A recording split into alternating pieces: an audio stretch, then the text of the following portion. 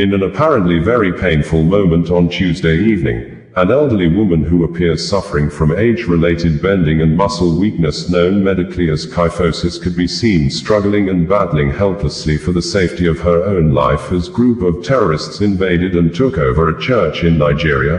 The worshippers of Christ Apostolic Church, CAC, were attacked during their church service that was live-streamed on social media platforms, and the video live coverage captured the moment the elderly woman was moving from one hideout to another, hiding under table, trying to move fast and run for safety alongside others before the terrorists, who also parked the worshippers' belongings, intercepted the camera device that was live streaming the church service and probably destroyed the device. The attack, according to Evangelical Church Winning All, ECWA News Media, known as ECWA Nationwide Gist. The attackers were Islamic terrorists and they invaded the church located at Eruku community, a border town with Kogi State in the Ekiti local government area of Kwara State around 5 p.m. on Tuesday evening, killing 3 worshippers at the spot and kidnapped several Christian worshippers in the church including the presiding pastor. The ECWA News Media has reported in recent days that the attacks on Christian communities in Nigeria is growing almost higher on daily basis, specifically stating that Reverend Father Bobby Pascal, parish priest of St. Stephen Parish in Kush Gaju, Kagako local government area, Kaduna State, was kidnapped by Islamic terrorists in the early hours on Monday, November 17, 2025. In addition, the ECWA News Media also published image of 12 residents including an ECWA pastor that were kidnapped by Islamic terrorists last week at the Gidanwaya community in Lere local government area of Kaduna State. The safety of the elderly woman is yet to be ascertained as at press time, as the Kwara State Police Command of the Nigeria Police Force described the successful terrorist act as an attempted bandits attack, according to Sahara Reporters News Media. Eyewitnesses reported that the attackers came in suddenly, shooting sporadically, and gathered some worshippers, including the pastor, and marched them into the bush. The exact number of abducted victims remains unknown, but residents say the attackers fled through bush paths linking neighboring communities. The incident has left the community in panic and chaos, with residents and travelers fleeing into surrounding bushes for safety. At midnight on Tuesday, some stranded travelers in a viral video called for help as they could not continue their journey due to the terrorists who were on rampage in the town. Evangelical Church Winning All, ECWA Nationwide Gist News Media stated that, this evening, Armed Forces of Nigeria, AFN under the command and control of the President and Commander-in-Chief, Bola Ahmed Tinubu, has kept mum since early morning night on Monday when a MAG news agency, the international media outlet of the Islamic State West Africa province, ISWAP, started sending and disseminating a photograph of Brigadier General Musa Uba in ISWAP captivity, indicating untrue. The Brigadier General, the Nigerian Army authority, had earlier claimed on Saturday to be safe and led his troops back to base. A statement the Army issued to challenge media reports that the Brigadier General was captured and held captive by the ISWAP terrorists after the terrorists ambushed the 25 Task Force Brigade of the Armed Forces of Nigeria, killing several soldiers and civilian JTF members in Wajiroko village near Sambisa Forest in Borno State on Friday around 5 p.m. This Humangle News Media that was among the earliest news providers that reported the ISWAP deadly attacks on Nigeria soldiers on Saturday, after being challenged with a denial press release issued by the Nigerian Army authority that the Brigadier General was not kidnapped, claiming the Brigadier General led his men to fort through the ambush of the terrorists, forcing the terrorists to flee in disarray. Humangle on Monday early morning published a news report and insisted that the Brigadier General was in ISWAP captivity. According to Humangle, it was already in possession of a photograph showing the Brigadier General in ISWAP captivity, but, due to its editorial policy, it would not publish the image. Soon, the image of the kidnapped Brigadier General became available to some media through a MAG news agency publication that claimed that the Brigadier General was executed shortly after being interrogated by the ISWAP terrorists. The AMAG only presented a photo evidence of the Brigadier General being captured, but any material evidence, if the Brigadier General has been killed, was not provided, following the apparent unfortunate development in the Nigerian Army community. Former Vice President of Nigeria, Atiku Abubakar, on Monday in a statement personally signed called on President Bola Ahmed Tinubu to admit incompetence, and the president should either ask for help or tendered a letter of resignation immediately. According to the former Nigeria Vice President, Atiku Abubakar, I am deeply saddened and extremely shocked and disturbed by news making the rounds of the killing of Brigadier General Musa Uba by terrorists and the failure of the military hierarchy to clearly explain how it happened or what went wrong, as initial official denials indicated that this was not the case. This for me is unequivocally a failure of political leadership, as the president seems only more interested in decimating the opposition by all means. United Nigeria Airlines confirmed in a statement issued a few minutes ago that two popular Nigeria social media influencers, Martins Vincent Ots aka Veridagman and Freedom Okpitritz Atsboy aka Mr. Jollof, were deplaned and handed over to Asaba International Airport Police Authority for investigation after the two celebrities goes physical with each other inside the United Nigeria Airlines aircraft as the plane was about to depart from Asaba to Lagos early morning on Monday. In a press release issued and made available by the airline's public relations officer, Chibuike Unoka, the United Nigeria Airlines confirms that an altercation occurred between two passengers, identified as Martins Vincent Ots, Veridagman, and Freedom Okpitritz Atsboy, Mr. Jollof, during the boarding of Flight UNO 523 at Asaba International Airport on the morning of the 17th of November 2025. In full compliance with global aviation safety protocols, our crew responded immediately and professionally to de-escalate the situation. Both passengers were deboarded without delay to ensure the safety, comfort, and security of all other passengers and crew members. They were subsequently handed over to airport security for further investigation. United Nigeria Airlines places the highest priority on safety and maintains a zero-tolerance policy for any conduct that threatens the security or well-being of passengers or crew. After all standard procedures were completed, the flight departed safely while the passengers involved in the altercation were still with the authorities. We remain firmly committed to providing a safe, respectful, and secure travel experience across our network. Videos made online by co-passengers on the plane showed Veridagman threatening to slap Mr. Jollof, and Mr. Jollof advanced towards him in a manner that was initially and apparently perceived by others inside the plane as a joke, until the situation escalated into a mild brawl as crew members and passengers tried to intervene. It is gathered that the fight occurred as a result of misunderstanding both had since 2024, wherein Veridagman had reportedly vowed to attack Mr. Jollof anytime anywhere. Shortly after the fight, Veridagman in a video statement said that, I don't chop Jollof father for inside plane. Man way day bite, I beat am.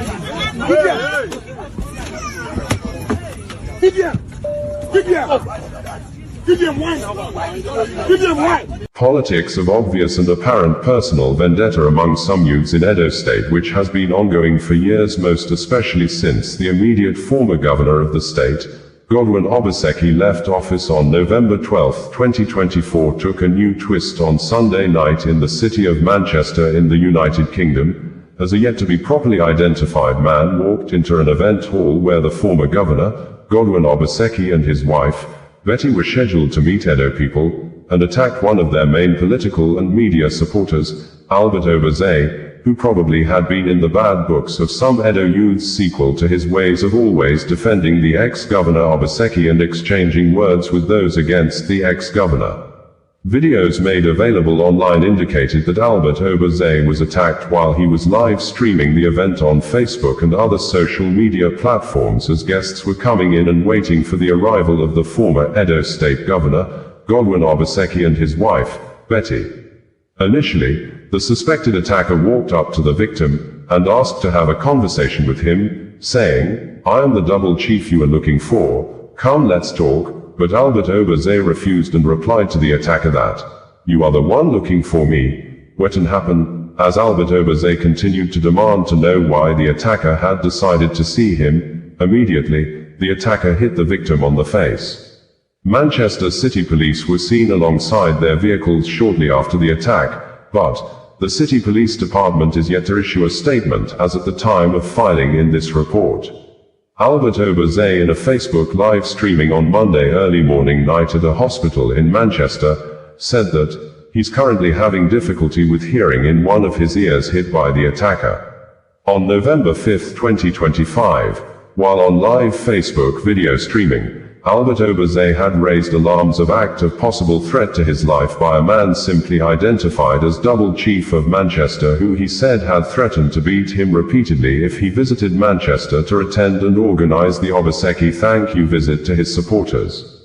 Also during the live video, Albert Obaze narrated how he was almost attacked by some Edo youths in Italy, thus described some Edo youths abroad as people who always act like animals. Before now, Albert Obaze may have faced a lot of threats of possible attacks issued by some Edo youths who also see him as an enemy of the Benin monarch following the controversies surrounding the establishment of Museum of the West African Art, MOWA, in Edo State, which some youths protested and prevented the commissioning of the multi-billion naira cultural hub last Sunday, an act which led to foreign guests being escorted to safety by the Nigeria Police Force team personally led by the Edo State Police Commissioner.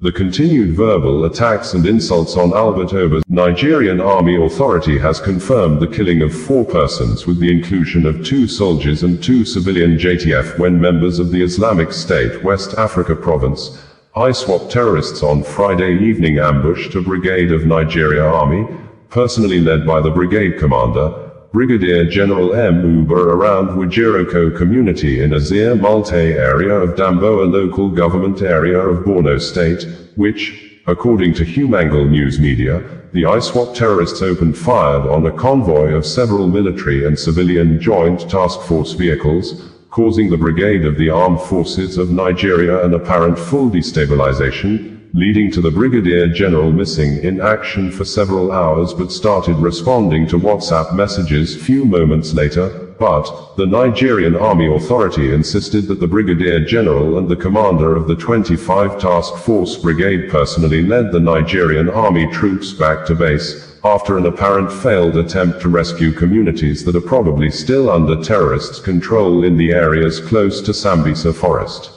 According to Lieutenant Colonel Apollonia Anil, the acting director of the Nigerian Army Public Relations, in a statement issued on Saturday, troops of 25 Task Force Brigade, on routine patrol to secure communities around Wajiroko in Azir Multe, Damboa local government area of Borno State, came under a sudden and heavy insurgents' fire while returning from a successful patrol within the fringes of Sambisa Forest.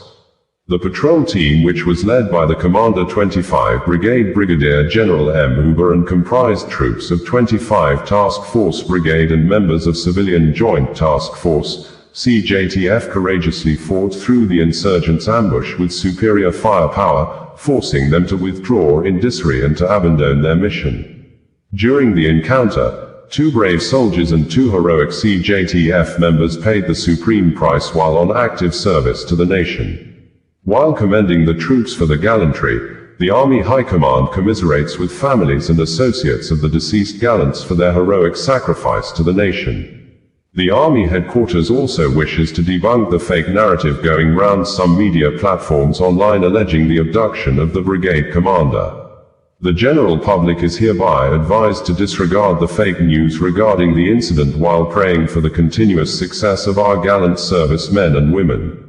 The Chief of Army Staff, Lieutenant General Wide Shebu, Nigerian Army Medal, salutes the uncommon bravery, resilience and sacrifice of the gallant troops who have continued to operate in one of the most dangerous theaters of conflict on behalf of our dear nation. Their unflinching commitment, even in the face of grave danger, remains a powerful reminder of the daily sacrifice. President Volodymyr Zelensky has ordered the new Prime Minister of Ukraine, Yulia Sviridenko, to involve law enforcement agencies including the anti-corruption police in the mass audits of Ukraine's state-owned companies. Zelensky, who gave the order this week while in one-on-one meeting with the female Prime Minister, said, "The law enforcement agencies of Ukraine must take immediate action based on the outcome or results of the audits being initiated by Yulia Sviridenko, the current Prime Minister of Ukraine, who assumed office on July 17, 2025, after being confirmed by the Verkhovna Rada, meaning Ukraine's parliament, following President Volodymyr Zelensky's nomination of Sviridenko as part of a major government reshuffle, replacing the previous Prime Minister, Denis Shmyhal, who became the new Minister of Defense, and Sviridenko previously served as the first Deputy Prime Minister and Minister of Economic Development and Trade. The new position made her the second woman in Ukraine's history to hold the position of Prime Minister. Meanwhile, during the week, Zelensky also announced that the Nordic countries, Denmark, Finland, Iceland, Norway, along with other Baltic-friendly countries of Ukraine, have decided to commit an additional $500 million to the prioritized Ukraine requirements list, Pearl Initiative, a NATO-led initiative to expedite the supply of critically needed US-manufactured weapons to the country, which, Zelensky said, will be of a substantial help. In a number of statements during the week, Zelensky said, "I had a meeting with the Prime Minister of Ukraine. First and foremost, we focused on the situation with recovery efforts in the regions after the Russian strikes. Repair crews are working almost around the clock wherever needed, and the necessary resources have been deployed. We are increasing our reserve of equipment, and work with partners on this issue is constantly ongoing." Yulia Sviridenko also reported on the implementation of support programs for frontline and border communities. "We are ensuring the necessary funding. Starting tomorrow, a new winter support program for our people will be launched. Government officials will present all the details publicly." Last year, more than 14 million Ukrainians benefited from winter support, and we expect no smaller scale this winter. The Prime Minister reported on the launch of audit processes in state-owned companies. "We agreed that the audits must be conducted promptly, and all results must be forwarded to law enforcement and anti-corruption agencies for appropriate action. Personnel decisions will follow based on the findings. I also instructed that Ukraine's key partners be promptly informed about the audit outcomes and related decisions.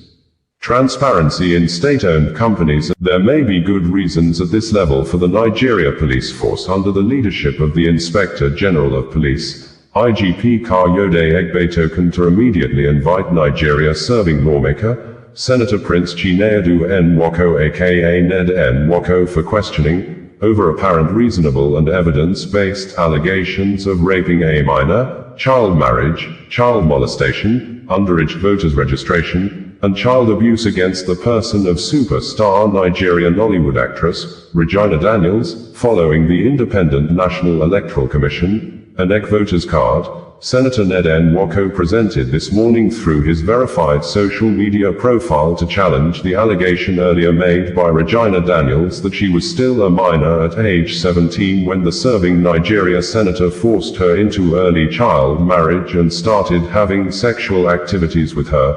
A careful study of the INEC voters card, Regina Daniels' real name or full name was not stated in the election voters registration card that looked very questionable and manipulative. The voters card was issued on July 23, 2018 without the bearer real father's name. The voters card simply identify the actress as Daniels Regina Nimaka, with date of birth as October 10, 1998. This, Chius Nwoko, a family member of Senator Ned Nwoko, in recent days issued a video statement wherein he accused and described the senator as a man of too many bad characters, saying that Senator Ned Nwoko and the actress' father once stayed together in one apartment, and the statement of Chius Nwoko indicated that Senator Ned Nwoko knows the real name of the biological father of the star actress. Hence, as a learned and well-educated person, Senator Ned Nwoko was probably in a good position to know that the voter's card was questionable, and it appears to be very fraudulent, because, a year before the questionable and apparent fraudulent NEC voter's card was issued, the actress had sworn an affidavit and declared her real names as Ajegu Regina Nimaka-Favor, born on the 10th of October, 2001, as stated in her 5 years international passport issued on May 9, 2017 and renewed on January 11, 2022 with same names and date of birth for 10 years international passport. According to the founder of Sahara Reporters News Media, Omoyele Sowore, it was Senator Ned Nwoko who probably and allegedly may have obtained the fake NEC voter's card to conceal the real age of the star actress, saying, Senator Prince Ned Nwoko has traveled with Regina Daniels to Jordan, UAE, Egypt, with her only passport showing she was underage when Ned Nwoko married Gina, but for some curious reason, never took her to England. Former Chief of Army Staff, Lieutenant General Tukur Buratai, has described the conduct and behavior of a Nigeria serving minister and former governor of Rivers State, Nyesom Wike, before a serving Nigeria soldier in the naval force as reckless, and thus insulted and disrespected the person and the office of the President and Commander-in-Chief of the Armed Forces of Nigeria, Bola Ahmed Tinubu, after the minister had a confrontation with the naval officer with the service name, A.M. Yerima, at Plot 1946, Gudua District, Abuja, over ownership and development rights to a parcel of land allegedly linked to a former chief of naval staff.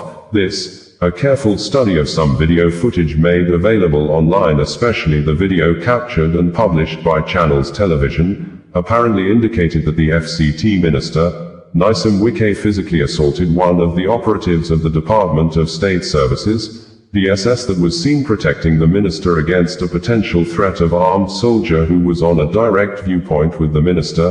The DSS officer proactively moved to give the armed soldier a close marking and chest up to the defense line, with the armed soldier who was moving steps on a close range and direct viewpoint to the minister. But, surprisingly, the minister, in a manner that looks very disrespectful and belittling, walked up to the DSS officer and dragged him to leave the way. Professionally, the DSS operative angrily resisted Wike and said with a loud voice that he can't leave the defense line, that the armed soldier is being unprofessional with the way the armed soldier was standing on a direct viewpoint to the minister.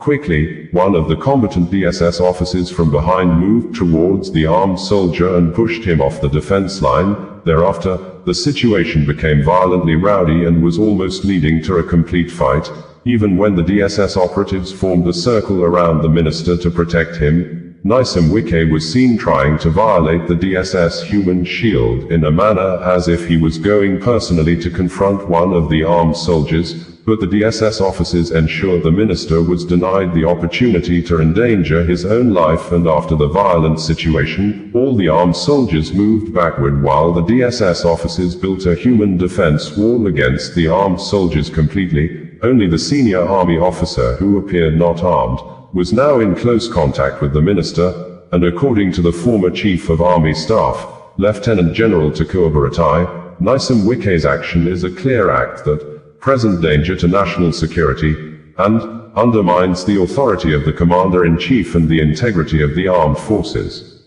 The FCT minister, accompanied by senior officials of the Federal Capital Development Authority, had visited the site to stop what he described as an illegal construction, when he confronted a naval officer, allegedly well-known human rights activist and founder of the Sahara Reporters News Media. Omoyele Sowore has called on the British government that the United Kingdom, UK, should immediately place a ban on Nigeria serving senator representing Delta North Senatorial District in the Red Chamber of the National Assembly, Prince Chinedu Nwoko aka Ned Nwoko, as a registered lawyer in the United Kingdom over allegations of child abuse, raping of minor and molestation allegedly committed against the person of Nigeria popular Nollywood actress Regina Daniels, after the superstar actress revealed on Sunday that she was forced into early marriage at the age of 17 by the serving Nigeria senator, which, according to Sowore, Regina Daniels at 17 was still a minor under the UK law and therefore called on the Law Society of England and Wales to be alerted,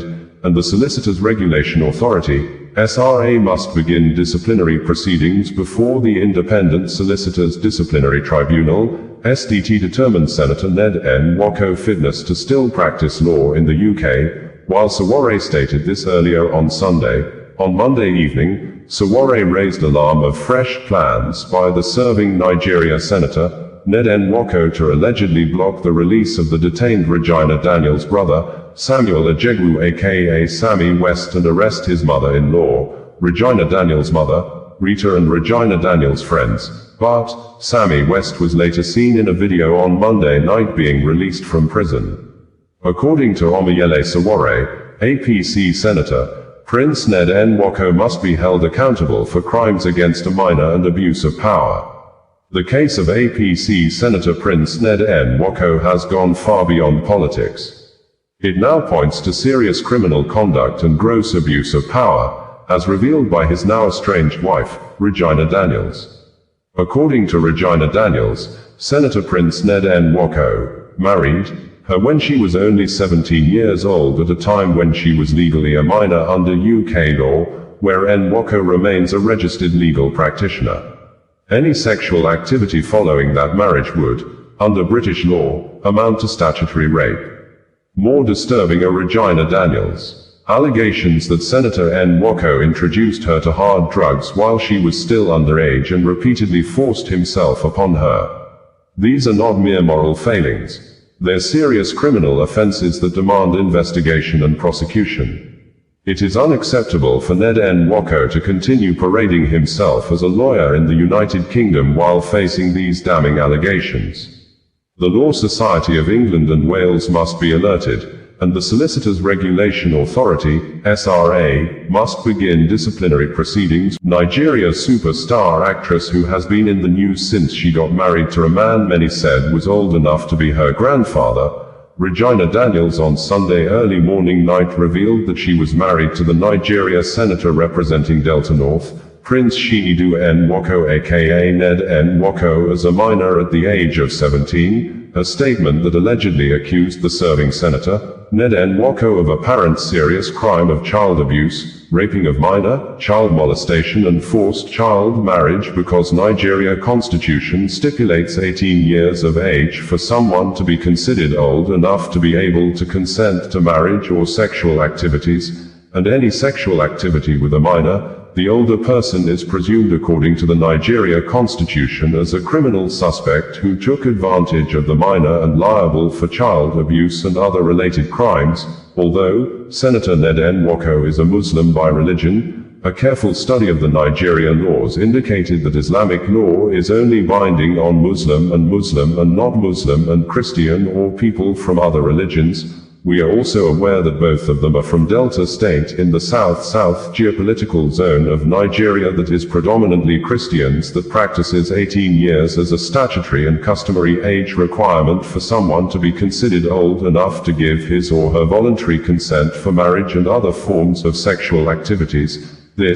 Last month, October, there was a heated debate at the Nigeria Red Chamber of the National Assembly where the senators bemoaned the high rates of child abuse and defilement of minors in Nigeria and recommended a stiffer punishment of life imprisonment for offenders. Specifically, according to the Daily Post newspaper publication on October 21, 2025, the senator representing Edo North Senatorial District, Adams Oshiomhole, said defilement of a minor should be different from that of rape. For a minor, this is a kid that is not capable of consenting or otherwise and whose life can be destroyed almost permanently. Those involved in defilement should suffer great punishment. I propose 20 years imprisonment for whoever is found culpable for this crime without any option of fine, because I have seen cases of boys and girls under 5 and 10 years old being defiled by adults, he said. The proposal was, however, defeated by the majority in the Red Chamber of the National Assembly. Following the defeat of the bill, Senator Mohammed Adamu Aliero, Kebbi Central, proposed stiffer punishment of life imprisonment for any man or woman found wanting in the act. I want to propose that the punishment for defilement for minors be life imprisonment, whether it's a man or woman found culpable. According to Regina Daniels, before she became the wife of Senator Ned Nwoko, she was not into drugs or a drug addict. Serving Nigeria Senator, Prince Chinedu Nwoko, well known as Nedo Nwoko, has listed and narrated some of the things he has done for the family of his absconded fourth wife, Regina Daniels, particularly stating that his mother-in-law, Regina Daniels' mother, Rita, received 125 million nairas from him in the past 2 years alone, apparently challenging the mother-in-law earlier media statement that none of the senator's children looked like a child of a billionaire, and that she on her own spent her hard-earned money to support the senator's election, in addition to the $50,000 Regina Daniels gave to the 65-year-old Muslim husband from the southern part of Nigeria. Outside that, Senator Ned Nwoko apparently tried to explain why his brother-in-law, Sammy, was arrested and detained after his wife, Regina Daniels, ran away from her matrimonial home and decided to end the marriage with the serving Nigeria senator on the ground of domestic violence, intimidation and oppression that made her look like nothing in the house of the senator, who she swiftly replied yesterday that Ned Nwoko never married her legally, and she was apparently still a minor at age 17 when the Nigeria serving senator allegedly forced her into early marriage. Details of Regina Daniels' statements and the legal implications will be reported and published in our next news report for proper clarification and understanding, so that appropriate government bodies like the Nigeria Police Force will be held accountable to take decisive action for the protection of girl-child against sexual abuse, molestation, raping of minor and child marriage. According to the serving senator, Ned Nwoko, who attached 2 videos to his statements of Sammy, Regina Daniels' brother, having misunderstanding with some of his domestic staff and the policeman at his house. These videos show Sammy, Regina's brother, repeatedly coming to my home and harassing my children and domestic staff, especially whenever I was not around. His visits were often aggressive and disruptive.